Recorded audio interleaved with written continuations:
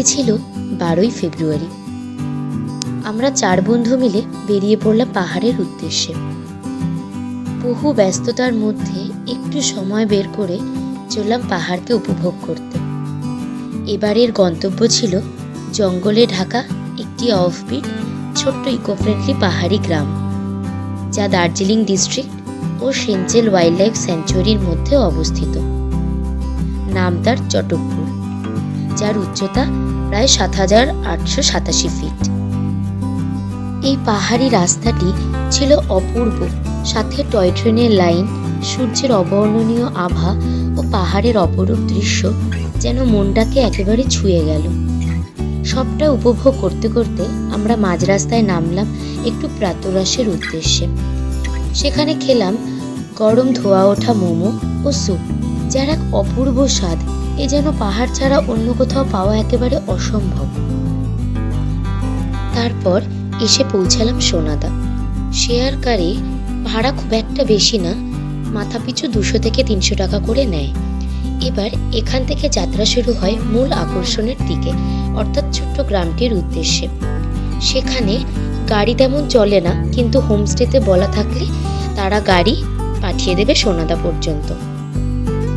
আমাদের ভাড়া পড়েছিল 1000 টাকা গাড়ি পিছু। সোনাদা থেকে চটকপুরের দূরত্ব খুব বেশি নয়, মাত্র 6 কিলোমিটার।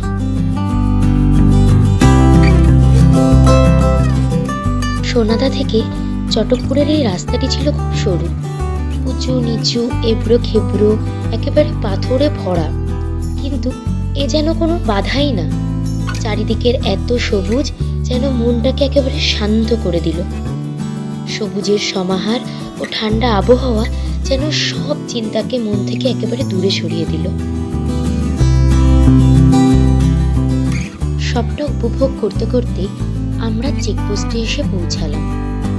চটকপুর ঢোকার আগে একটি চেকপোস্ট পড়ে এবং সেখান থেকে আমাদের পারমিট করাতে হবে। চেকপোস্ট থেকে ওই গ্রামটিতে প্রবেশ করার জন্য মাথাপিছু 120 টাকা করে নিল এবং গাড়ির জন্য নিল 400 টাকা।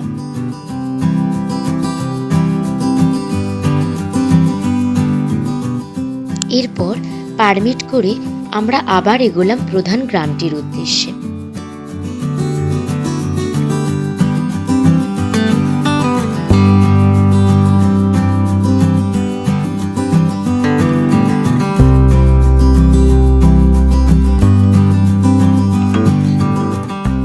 গ্রামটি যেমন সবুজে মোড়া, তেমনি এটির উত্তরে রয়েছে কাঞ্চনজঙ্ঘা ও দক্ষিণে রয়েছে জর্জ রেলি খোলা নদী। অপরূপ সুন্দর এই গ্রামটি দেখে যেন চোখই সরাতে পারছিলাম না। শান্ত নিরিবিলি এই গ্রামটি সবুজে একেবারে ঢাকা। এই সবুজের সারির মধ্যে দিয়ে পৌঁছে গেলাম আমাদের এক অপরূপ সুন্দর হোমস্টেতে। নাম তার আকৃতি হোমস্টে। এটি আপার চটকপুরে অবস্থিত। চটকপুর প্রধানত 2টি ভাগে বিভক্ত, আপার ও লোয়ার চটকপুর। আমরা আপার চটকপুরই বেছেছিলাম থাকার জন্য, কারণ এটি আরো উপরে হওয়ায় তার ভিউ আরো সুন্দর ছিল। কিন্তু পুরো গ্রামটি খুব সুন্দর। গ্রামটি মাত্র 90 জন গ্রামবাসী ও 19টা পরিবার নিয়ে তৈরি। প্রায় সব ফ্যামিলিগুলোতে নিজস্ব হোমস্টে আছে। এই গ্রামটিতে সবজির প্রধানত অর্গ্যানিক ফার্মিংই হয়ে থাকে, টেরেস্ট কাল্টিভেশনের মাধ্যমে। এভাবেই তারা সাধারণভাবে জীবনযাপন করে থাকে।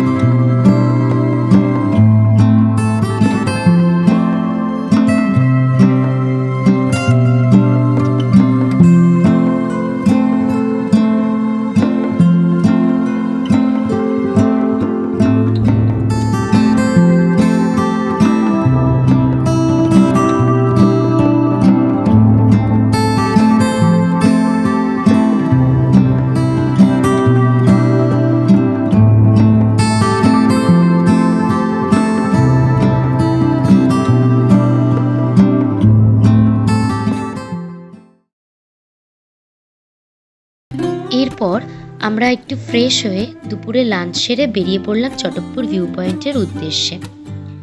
এটি চটকপুর সানরাইজ পয়েন্ট নামেও পরিচিত। এই ওয়াচ টাওয়ার থেকে সান্দাকফুর অপরূপ দৃশ্য দেখতে পাওয়া যায়। আমাদের হোমস্টে থেকে 10-15 মিনিট হেঁটে পৌঁছালাম চটকপুরের সবচেয়ে উঁচু জায়গায়। এটিই হলো চটকপুর ভিউ পয়েন্ট।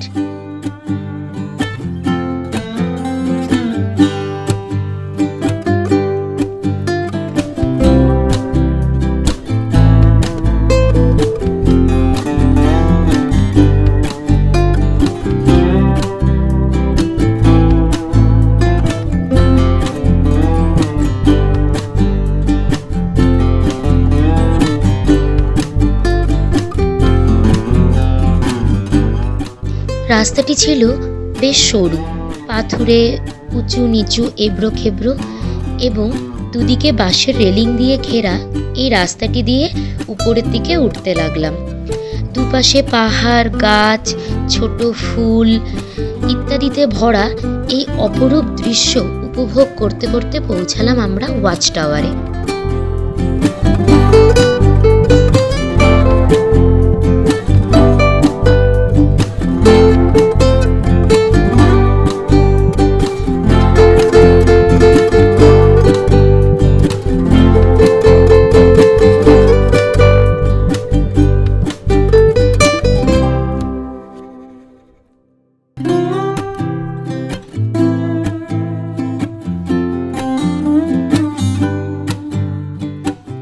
এই অসম্ভব সুন্দর দৃশ্যটা দেখার পর মনে হলো পাহাড়ে আসাটা যেন সার্থক হলো। ইতিমধ্যে আমরা ঘুরতে ঘুরতে চারিদিক থেকে মেঘ এসে আমাদের হঠাৎ ঢেকে দিল। কখনো মেঘ, কখনো রোদ, কখনো কনকনে ঠান্ডা, যেন শরীরের সব ইন্দ্রিয়গুলোকে স্পর্শ করে দিল।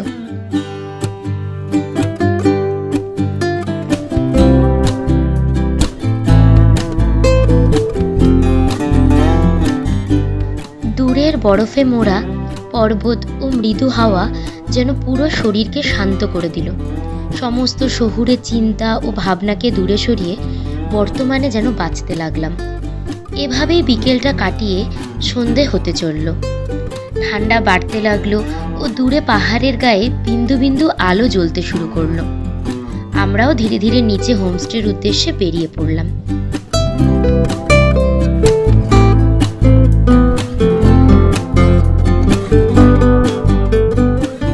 ওই সরু রাস্তায় কত ফুলের বাহার দেখতে দেখতেই আমরা পৌঁছে গেলাম হোমস্টে। তারপর হোমস্টে গিয়ে গরম চায়ে চুমুক দিলাম ও বিখ্যাত পাহাড়ি মোমোর স্বাদ গ্রহণ করলাম এবং এভাবেই প্রতিটা মুহূর্ত আমরা স্মরণীয় করতে লাগলাম।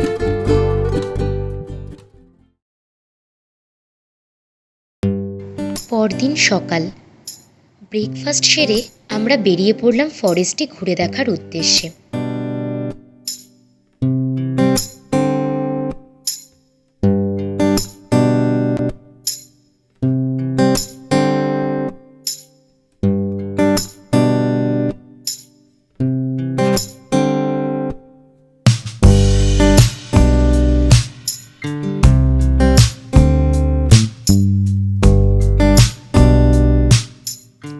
আজকের গন্তব্য ছিল কালীপুকুরি।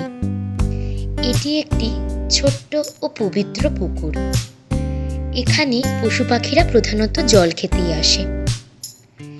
এখানে যেতে গেলে আমাদের ছোট্ট একটি ট্রেক করতে হবে জঙ্গলের মধ্যে দিয়ে। এটি হোমস্টে থেকে প্রায় 30 মিনিটের হাঁটা পথ। পথটি শুরু হয় প্রথম পাইন ফরেস্টের মধ্যে দিয়ে এবং তারপর একটু ঘন জঙ্গলের মধ্যে দিয়ে আমাদের যেতে হবে ওই গন্তব্যের উদ্দেশ্যে।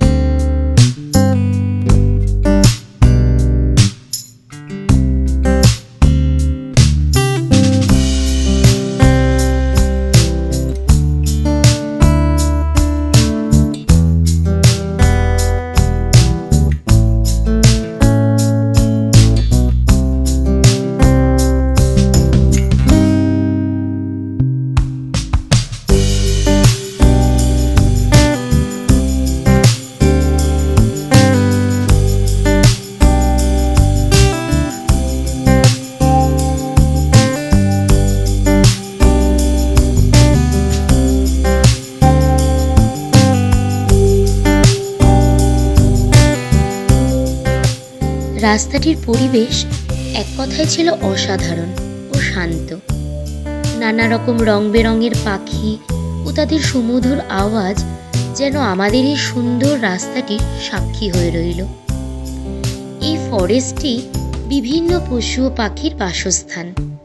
পাখি বলতে এখানে ব্লু ম্যাকপাই, বুলবুল, flycatcher, pipit, long tail shrike, warbler, ফিরনিয়া ইত্যাদি দেখতে পাওয়া যায়। শেষে আমরা ট্রেক করে এসে পৌঁছালাম এই সিক্রেট পন্ডে। এটি খুব শান্ত, নিরিবিলি ও পরিষ্কার। একটি বড় পাথর এই পন্ডে রাখা। ওখানে আমরা 4 জন খানিকক্ষণ বসলাম ও সব মুহূর্তগুলোকে আমরা উপভোগ করতে লাগলাম।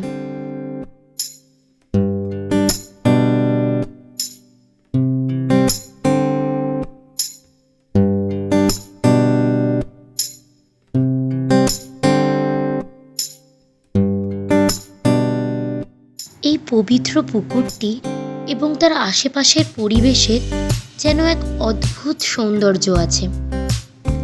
এই নীরবতা ও শান্তি যেন শহরের কোথাও এক ফোঁটাও নেই। এখানকার অনন্যতাই মনকে একেবারে ছুঁয়ে গেল। বেশ অনেকক্ষণ আমরা বসলাম ও আশেপাশটা ঘুরে আবার রওনা দিলাম হোমস্টের উদ্দেশ্যে।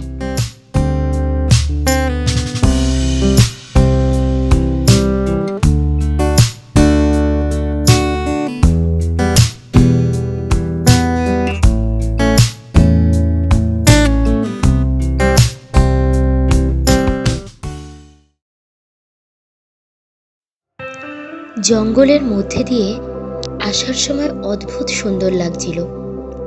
লম্বা লম্বা গাছ, মাঝে সূর্য উঁকি মারছে এবং সারি সারি পাহাড়ের দৃশ্য এবং পাইন গাছের অদ্ভুত এক রোমাঞ্চ যেন মনে এক দাগ কেটে নিল।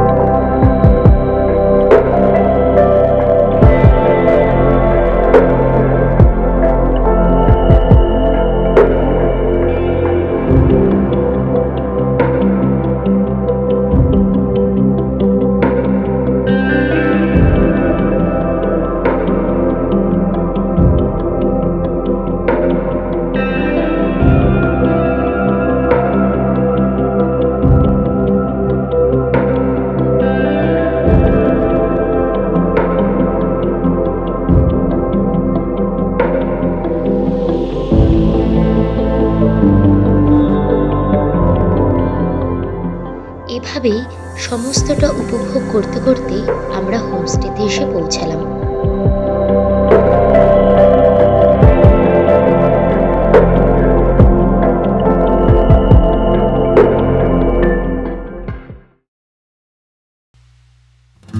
পরদিন চটকপুরকে বিদায় জানিয়ে মনকে একটু বুঝিয়ে যে আবার আসব বলে সব জিনিস গুছিয়ে বেরিয়ে পড়লাম আমাদের নেক্সট ডেস্টিনেশনের উদ্দেশ্যে।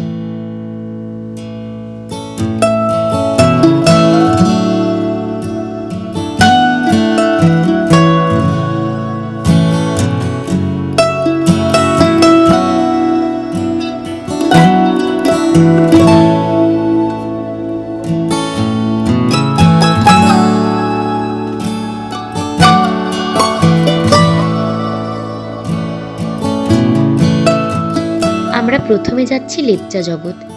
লেপচা জগতের লম্বা সবুজ গাছের সারি ও রোদমাখা পাহাড় দেখে মনটা আবার বেশ খুশি হয়ে গেছিল।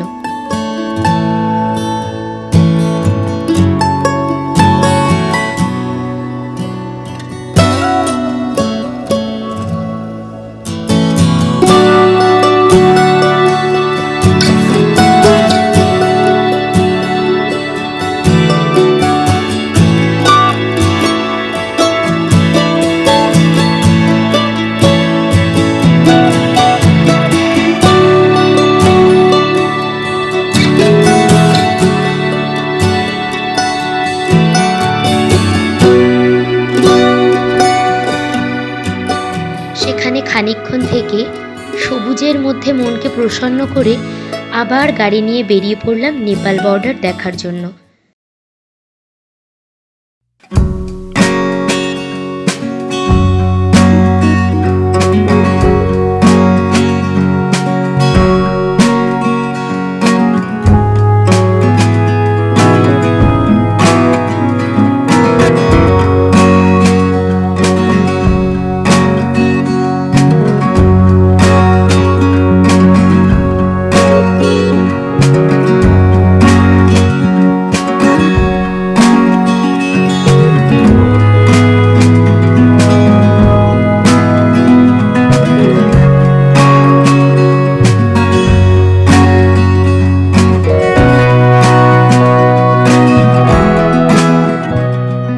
নেপাল ও অনেক পাহাড়ের পরপর সারি দেখে এবং আশেপাশের মার্কেটটা একটু ঘুরে আবার বেরিয়ে পড়লাম নেক্সট ডেস্টিনেশনের উদ্দেশ্যে।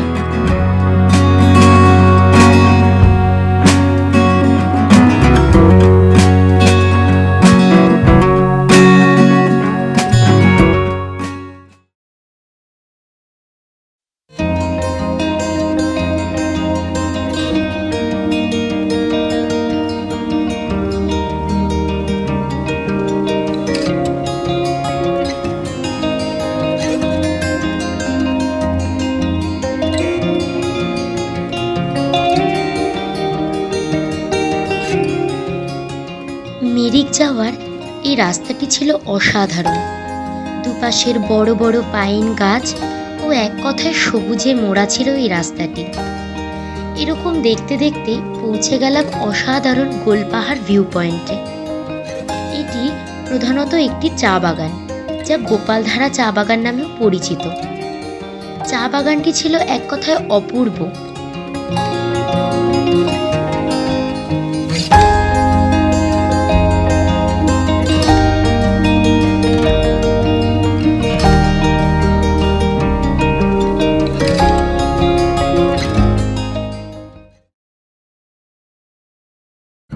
সেখানে খানিকক্ষণ ঘুরে বেরিয়ে আমরা পিছনে ও দুপাশে চা বাগানকে রেখে চললাম মিরিকের উদ্দেশ্যে। চা বাগানের নিজস্ব একটা সৌন্দর্য আছে, একটা রোমাঞ্চ আছে। তাই দুপাশের চা বাগান ও পাহাড়ের বিভিন্ন রকম শেডগুলিকে দেখতে দেখতে মনটা পুরো জুড়িয়ে গেল।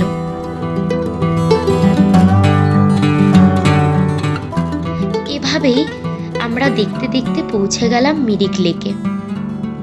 পাহাড় যেরকম সকাল থেকে সন্ধে বিভিন্ন রকম লাগে, বিভিন্ন রকম তার সৌন্দর্য। এই সৌন্দর্য এক কথায় অবর্ণনীয়। এভাবেই পাহাড়ের অনন্যতাকে উপভোগ করতে করতে আমরা পৌঁছে গেলাম মিরিকের একটি ছোট্ট রেস্টুরেন্টে, যেটি মিরিক লেকের পাশেই অবস্থিত ছিল। সেখানে গিয়ে প্রথমেই আমরা একটু মোমো ও থুকপা দিয়ে আমাদের মনকে প্রসন্ন করলাম। অসাধারণ গরম মোমো ও থুকপা ওই পাহাড়ের কোলে ও লেকের পাশে বসে খাওয়ার অভিজ্ঞতাটা আলাদাই ছিল।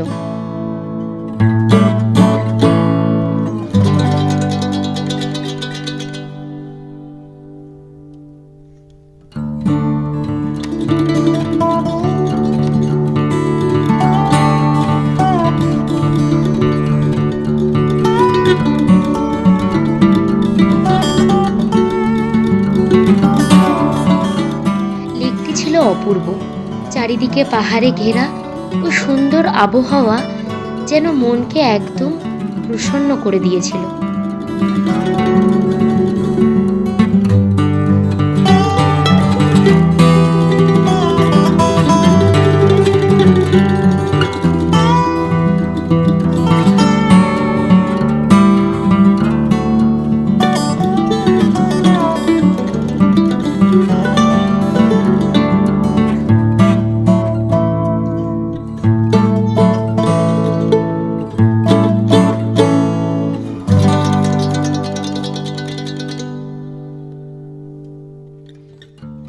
আমাদের প্রায় বিকেল হয়ে গেছিল মিরিক পৌঁছতে।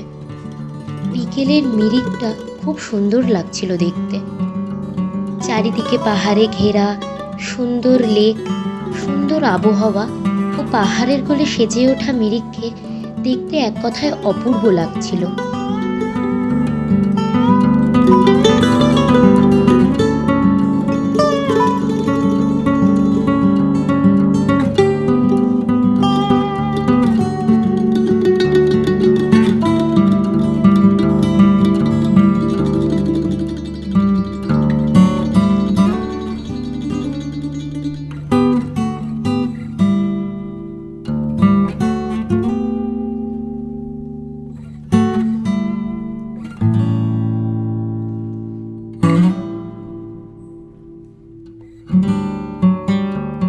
আমরা প্রায় বেশ খানিকক্ষণ সময় কাটিয়েছিলাম মিরিক লেকে। মিরিক লেকের এই সুন্দর প্রকৃতি ও পরিবেশ মনকে ছুঁয়ে গেছিল। চারিপাশের সুন্দর রাস্তা, উঁচু উঁচু গাছ, লেকের হাওয়া ও চারিদিকে পাহাড়ে গড়ে ওঠা মিরিক এক কথায় অপূর্ব লাগছিল।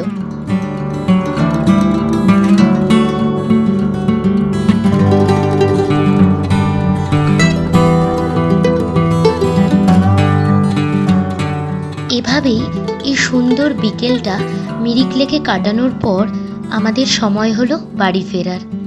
এভাবেই প্রায় শেষ হতে চলল আমাদের এইবারের ছোট্ট ট্রিপটি।